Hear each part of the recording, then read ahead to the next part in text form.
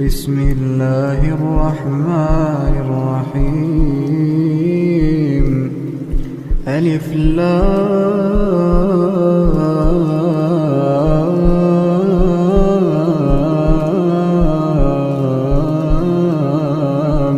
ميم. الله لا إله إلا هو الحي القيوم. نزل عليك الكتاب بالحق مصدقا لما بين يديه وأنزل التوراة والإنجيل من قبل هدى للناس وأنزل الفرقان.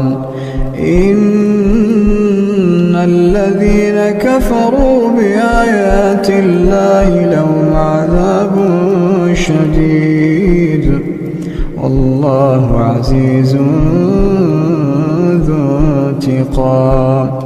إن الله لا يخفى عليه شيء في الأرض ولا في السماء.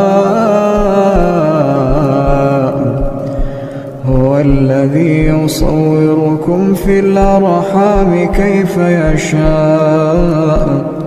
لا